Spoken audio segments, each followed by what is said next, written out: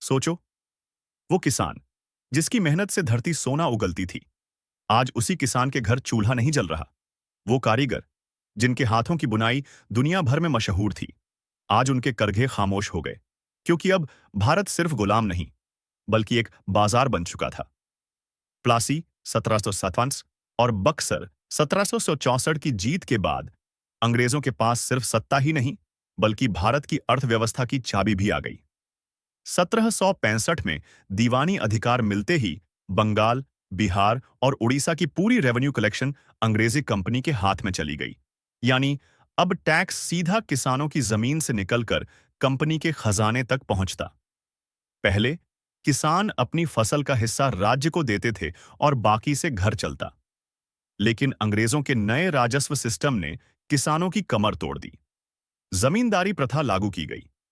हर मौसम का टैक्स तय था, चाहे फसल हो या नष्ट हो जाए।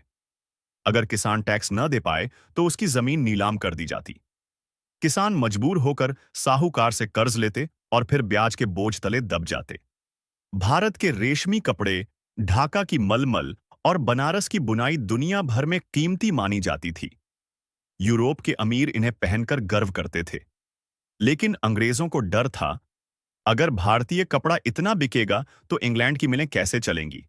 इसीलिए भारतीय बुनकरों पर जबरदस्ती दबाव डाला गया कि वो सिर्फ ईस्ट इंडिया कंपनी को ही बेचें। उन्हें कम दाम दिए जाते। कई जगह बुनकरों के अंगूठे काट दिए गए ताकि वो अंग्रेजों के लिए खतरा न बने। कुछ इतिहासकार इसे रूपक मानते हैं, लेकिन शोषण सच्चाई थी। धीरे धीरे भारतीय उद्योग दम तोड़ने लगा। भारत का व्यापारी वर्ग भी बर्बाद हुआ। पहले व्यापारी मसालों, कपड़ों और धातुओं का व्यापार स्वतंत्रता से करते थे, लेकिन अब उन्हें मजबूर किया गया कि वे सिर्फ कंपनी के साथ ही व्यापार करें। अगर कोई स्थानीय व्यापारी विरोध करता, तो उसके माल पर भारी टैक्स लगाया जाता।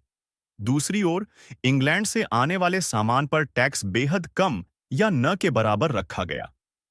इससे भारतीय बाजार में इंग्लैंड का माल सस्ता और भारतीय सामान महंगा हो गया। भारतीय व्यापारी धीरे धीरे दिवालिया हो गए।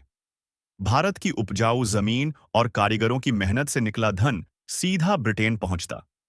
कंपनी की लूट इतनी बड़ी थी कि इंग्लैंड की इंडस्ट्रियल रिवॉल्यूशन भारत की कमाई से पनपी। बंगाल, जो कभी सोने की चिड़िया था, अब भूखमरी का शिकार हो गया। 1770 का बंगाल का अकाल, लाखों लोग भूख से मर गए, लेकिन कंपनी ने टैक्स नहीं घटाया। किसान टैक्स और कर्ज से कराहते रहे। बुनकर और कारीगर बेरोजगार हो गए। व्यापारी दिवालिया हो गए। गांव उजड़ गए। भारत की जनता के खून पसीने की कमाई से ब्रिटेन अमीर होता गया और भारत गरीब। अंग्रेजों ने सिर्फ आर्थिक लूट नहीं की, बल्कि भारतीयों का आत्मविश्वास तोड़ने की कोशिश भी की। उन्होंने कहा, तुम्हारे कपड़े बेकार हैं, हमारी मशीन बेहतर है। तुम्हारी खेती पिछड़ी है, हमारी तकनीक आगे है। धीरे धीरे भारतीयों में गुलामी की मानसिकता भर दी गई।